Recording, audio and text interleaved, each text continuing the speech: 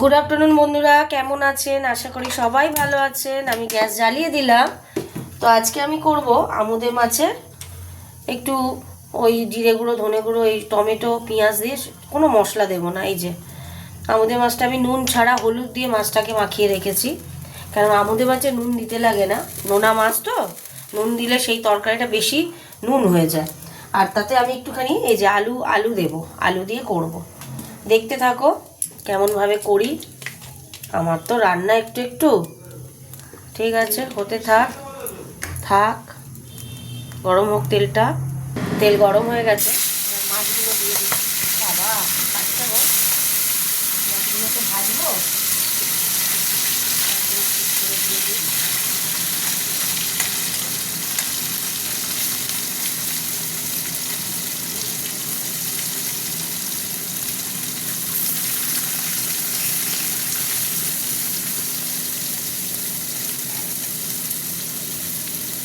হতে থাক মাছ ভাজাটা। এই মাছটা ভাজা হয়ে গেছে, তুলে নিচ্ছি। আবার দিয়ে দেবো।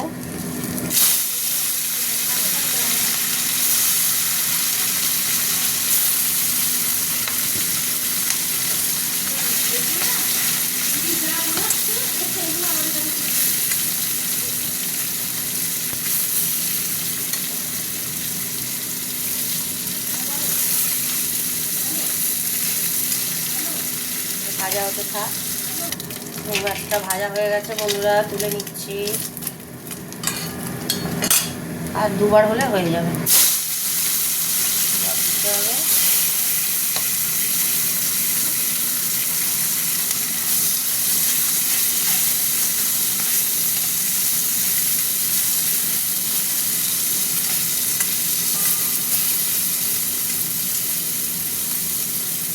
ভাজা হতে থাক।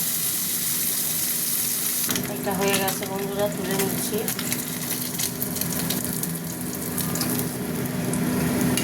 আর কয়েকটা আছে, ভেজে নিয়ে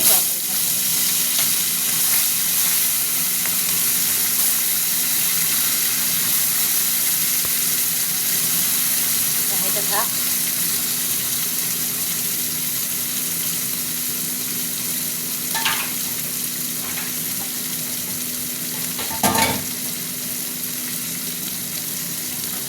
বন্ধুরা মাছটা ভাজা হয়ে গেছে, তুলে নিচ্ছি।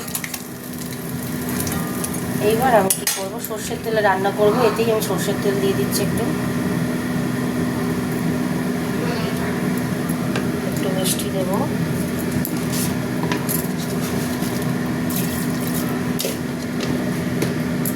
দিয়ে দেবো শুকনো লঙ্কা।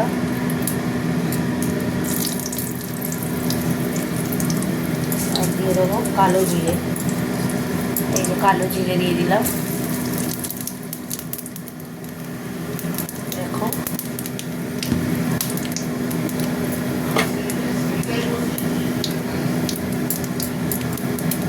কালো জিরে দিয়ে দিলাম। এবার দিয়ে দেবো পেঁয়াজটা, দিয়ে দেবো।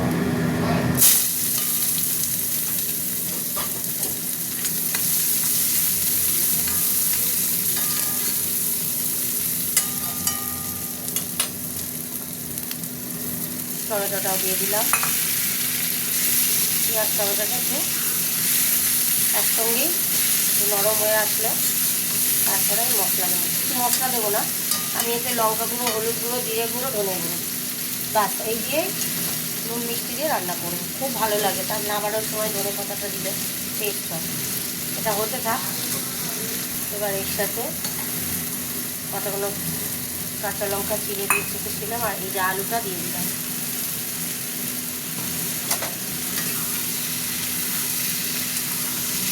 একসাথে ভাজা ভাজা পাটি চচ্চড়ির মতো এটা রান্নাটা, বুঝেছো? পাটি চচ্চড়ি টাইপের হয় না, সেটা করলে রান্নাবাটিতে তার মতোই হবে রান্নাটা, মশলা ছাড়া। মশলা মানে পুরো মশলা দেবো।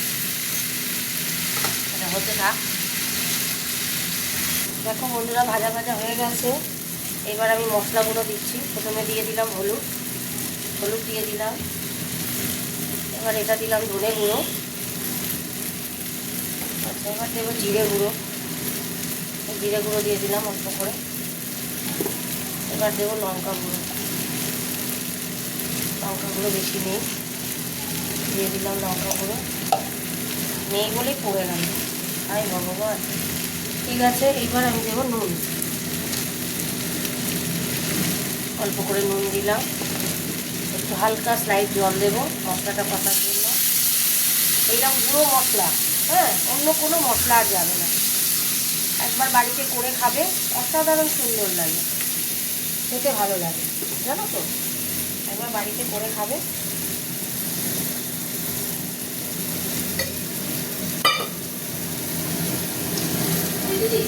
সেটাই বললাম, তোমার সঙ্গে কথা বলতে চলে এলাম। তারপর যে এই যে এরম আমুদে মাছ এরকম আলু দিয়ে, টমেটো দিয়ে, পেঁয়াজ দিয়ে, হ্যাঁ, এরকম বাড়িতে করলে দেখবে ভালো লাগে, খুব সুন্দর লাগে খেতে। আর আমুদে মাছে কিন্তু নুন মাখাবে না, নুন হলুদ আমুদে মাছে মাখাবে না, হলুদ মাখাবে, সরি ভুল বললাম, হলুদ মাখাবে, নুন দেবে না। কেননা আমুদে মাছ এমনি নোনা, নুন দিলে তরকারিটা তোমার ভীষণ নুন হয়ে যাবে। এক নুন দিয়ে আমুদে মাছটা মাখবে, না হলে তরকারিতে নুন দেবে না, যে কোনো একটা। আর যেটা হতে থাক, আবার আসছি। একটু ধনে পাতা দিলাম, মশলাটা গন্ধটা চলে গেছে, তলায় লেগে যাচ্ছে মানে হয়ে গেছে, তাই না? আবার নাবানোর সময় আবার ওপর দিয়ে একটু ধনে পাতা দিয়ে দেবো। এবার আমি একটু জল দেবো, জল দিয়ে দিচ্ছি।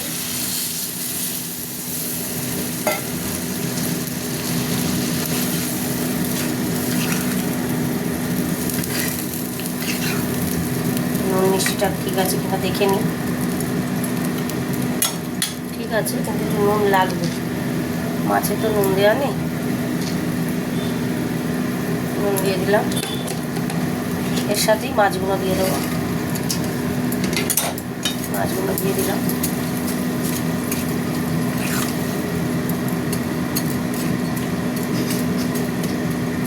এবার এটা হতে থাক, নামানোর সময় আবার আসছি। বন্ধুরা, এই যে চাপা খুলে দিয়েছি, চলে এলাম। এই যে আলু সিদ্ধ হয়ে গেছে, মাখা মাখা হয়ে গেছে, সব ঠিক আছে। প্রথমে দুটো লঙ্কাকে ফাটিয়ে দিয়েছি, দিয়ে দিলাম, আর দিয়ে দিচ্ছি ওপর থেকে ধনে পাতা।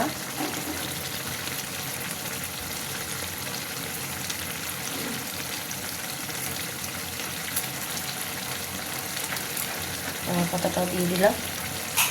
এবার আস্তে আস্তে কমিয়ে দিচ্ছে, দাঁড়া, গ্যাস অফ করে দিতে দেবো। হয়ে গেছে মাছের ঝালটা, গ্যাস অফ করে দিচ্ছি।